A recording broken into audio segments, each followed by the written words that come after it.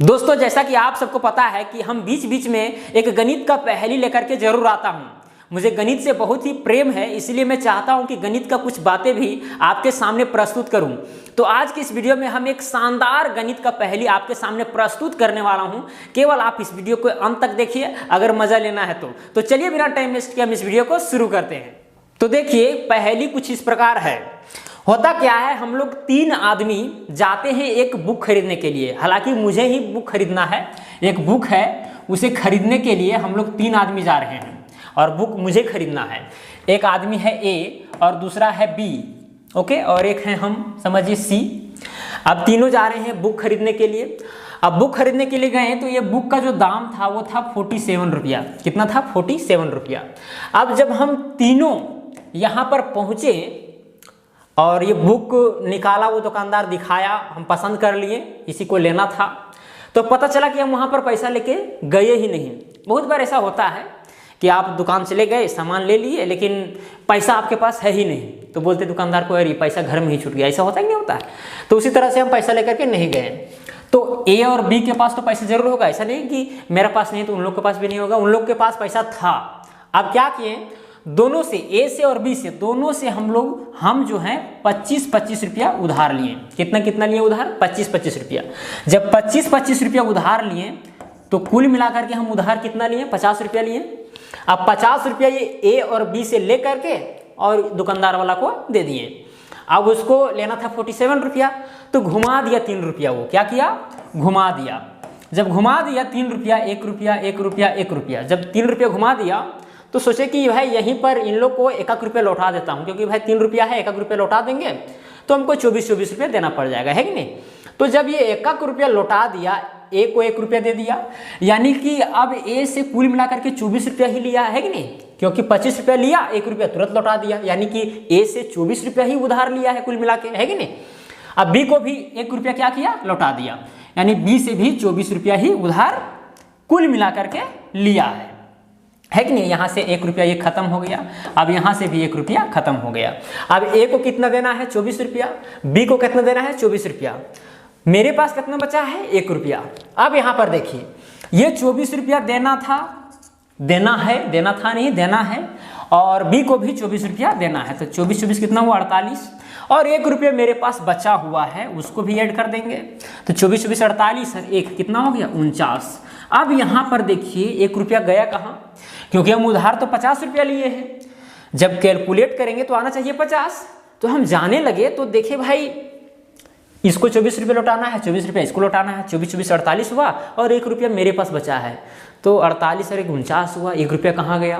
तभी इन दोनों दोस्तों को बताया कि भाई ऐसी सी बात है, तुम लोग को देना कितना है। तो इन लोग ए और बी बोलता है कि नहीं 24-24 रुपया देना हम लोग को, क्योंकि 25 रुपया दिए थे, 1 रुपया लौटा दिया है, तो 24-24 रुपया देना है कि नहीं।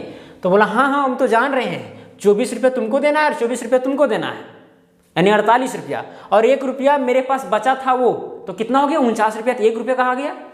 तो इन लोग बोला अरे ये कैसे हुआ?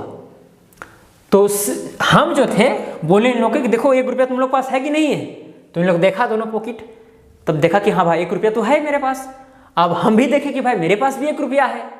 अब जब है तो वहाँ सोचने लगे कि भाई दुकानदार को कितना दिए थे? 50 रुपया दिए थे भाई। अब 50 रुपया वो 3 रुपया लौटाया था और 3 रुपया हम तीनों के पास है, तो फिर यहाँ पर 50 रुपया क्यों नहीं आ रहा है?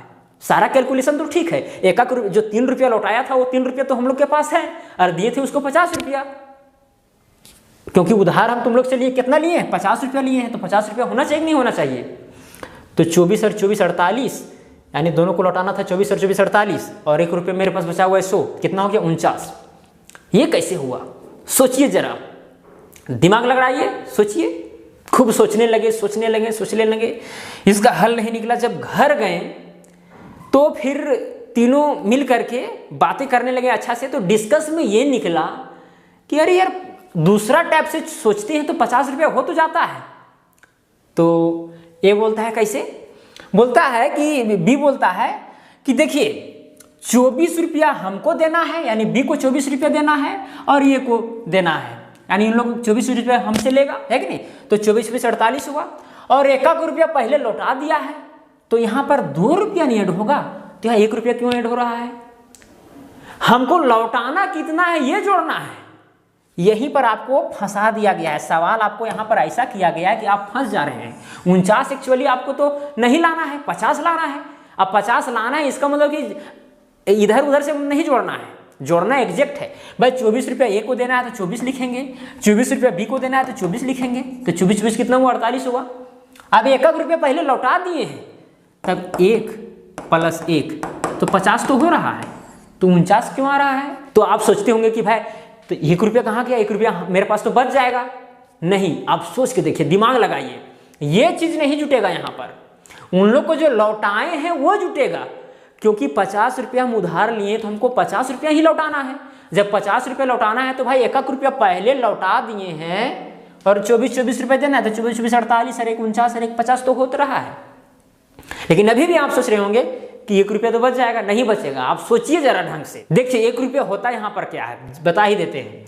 ये 1 रुपया यहाँ पर इसलिए नहीं जुटेगा क्योंकि जो 48 रुपया हमको लौटाना है उसमें 1 रुपया ये भी उसमें शामिल रहेगा, यानी 47 रुपया घर से लगाएंगे और 1 रुपया जो मेरे पास बचा रहेगा वो 48 हो जाएगा, तो 24 दे देंगे। नहीं समझ में आया?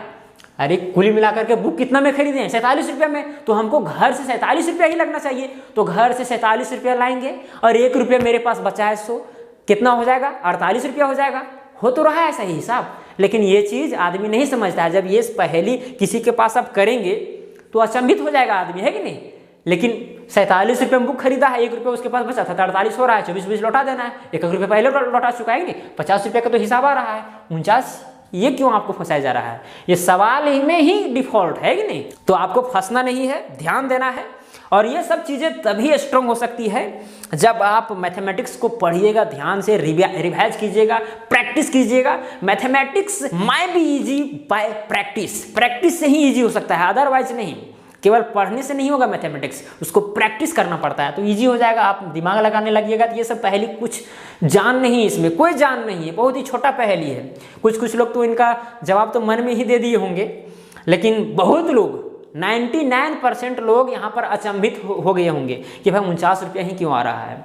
लेकिन अगर ऐसा आपके मन में हो रहा है तो समझिए कहीं ना कहीं आप मैथमेटिक्स का जो सवाल है वो पकड़ नहीं पा रहे हैं। अगर कोई व्यक्ति सवाल करता है तो, या फिर आप प्रैक्टिस नहीं करते हैं कि नहीं, आदि कारण हो सकते हैं। तो ये पहेली कैसा लगा कमेंट करके बताएं। अगर अच्छा लगा होगा तो लाइक कीजिए, और अगर चैनल पर नए हैं तो चैनल को सब्सक्राइब करके बेल आइकन को भी प्रेस कर लेना है। तो आज के लिए इतना ही। जय हिंद, जय भारत।